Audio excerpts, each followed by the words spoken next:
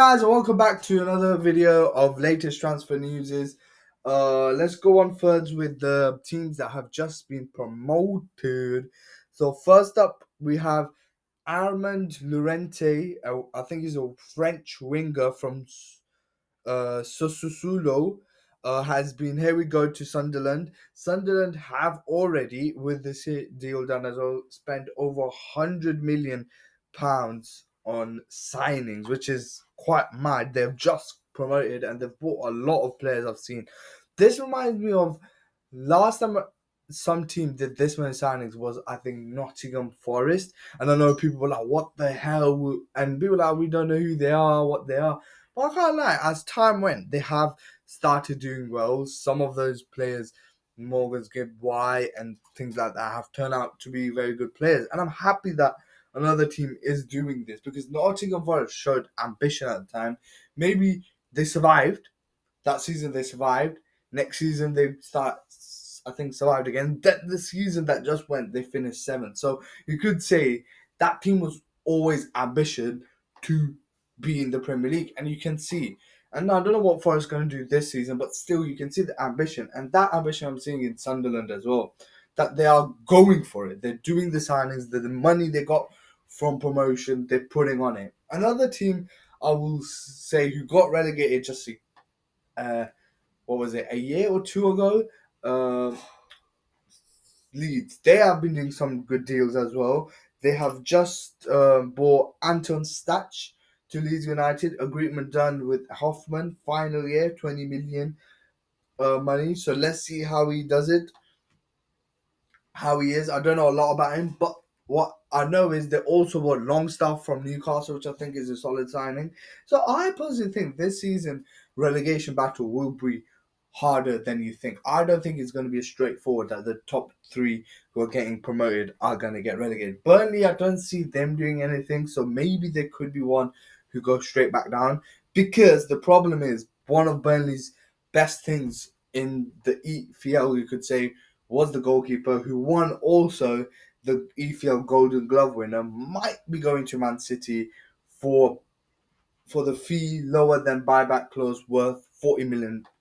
So maybe for 30 or something. But that only depends on if Ortega or Edinson leaves, because they two are their top goalkeepers right now. If one of these two leave, they will go on for the goalkeeper James Trafford from Burnley. So let's see what happens with this.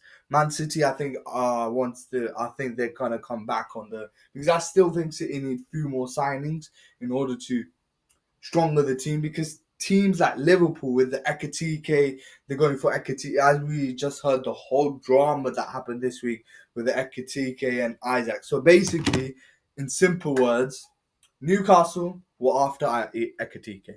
Liverpool came in the conversation because they were after Ekatike for a long time. They came in and they said, we want Isaac. You can go for Ekatike, okay? We will let you get Ekatike, okay? But give us Isaac. Newcastle were first like, okay, let's think about it. Then they were like, no, we're not. Isaac is not for sale. And then Liverpool was like, okay, we're going to go for Ekatike. Ekatike wants Liverpool. So most likely Ekatike will go to Liverpool and Newcastle will remain on Isaac. What do I think about this? I think if Isaac went to Liverpool, madness. Yeah, I think he will smash it there, and I won't want that to happen. If Ekatike went to Newcastle, I think in that position he will do well. He'll get nourished. But now, if Ekatike goes to Liverpool, I still think he will do well, but there is still that will he do well factor because he's not a proven Premier League player. So, in one sense, I'm happy that Newcastle are keeping Isaac, so we can be like, will he do well? Same thing with Gokeres. Great player, but will he do well? Will he handle the PL pressure? Is the main thing. So that was that whole saga.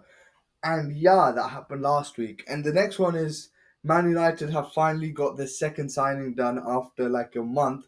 There's one side where you got Liverpool finishing like 4 or 5 signings in the last 2 months. You got Arsenal finishing like 3 signings. We got us finishing 3, 4 signings. You got bloody Sunderland who've got like about 8 signings as well. Nobody talks about that. You got Tottenham who did two signings in like 2 days, and then there's mashallah, Man United, who take 10 years to finish their second signing, and finally they've got Mbeumo to Manchester United for 70 million. Uh, and this contract will last June 2030. I love this ownership. I love it. As a Chelsea fan, I love it. I will say Jim Radcliffe and Anos, amazing. World's best. I'm telling you, United, next year, United is going to win the Premier League, the Champions League, the FA Cup, the Carabao Cup in their dreams. And yeah, they will win it for sure. In their dreams though.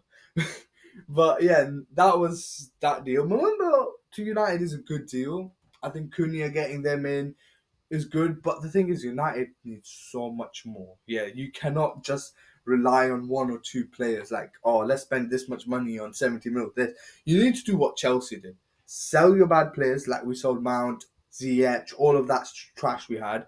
And you need to be radical. We were laughing at Todd Bowley for the 2 years, like, oh, spend it 2 billion, spend it 2 billion. Everybody was laughing at us. You all were laughing at us, but who's laughing now? We're doing well. We're top four now, finally, in the Champions League.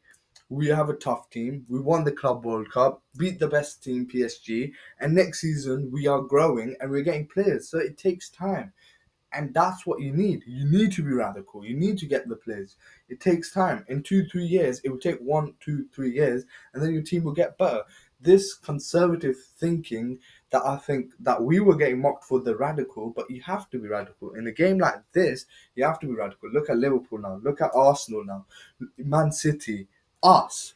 You have to be radical. You can't just sit down and be like, okay, we will buy this player, we buy this player, okay, we will sell it a little bit, and yeah, and we're gonna win the league. You won't. You won't. Sorry, United fans, you won't. You have to be radical. That's how it is.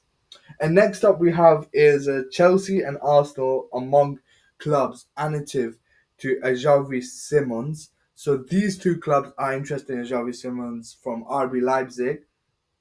Since May, they were. And Premier League top clubs are informed about that. Obviously, he's prepared to leave since May. No bids or talks yet. Nothing concrete with Barca so far. So there's no bids or nothing. I'll just obviously talk in a point of view of Chelsea. I would love Xavi Simons. I think when we will go for this player now, I don't think we're doing any deals right now. Is because we're trying to sell players. So I think we're trying to sell Nkunku, Sterling, Felix, and all the other trash we have. And that's the reason. I think once we sell Nkunku, I think we're gonna go for Simmons, and I think he will be a good player. Because we got Palmer and then also Simmons. So I think that it's just going to make the team so much stronger because I think Nkunku turned out to be a flop. So we got Palmer, then you can swap around with Simmons, and you can just do it the other way around as well because Simmons is a great centre like midfielder. I've seen him play and stuff, and I think he will fit Chelsea so well. I think again he's a young lad, fits the criteria, and I think he will be so well. If he goes Arsenal again, he will make the team wherever he goes. Barca, Arsenal, Chelsea, wherever he will make the team stronger. So let's see what happens with that deal.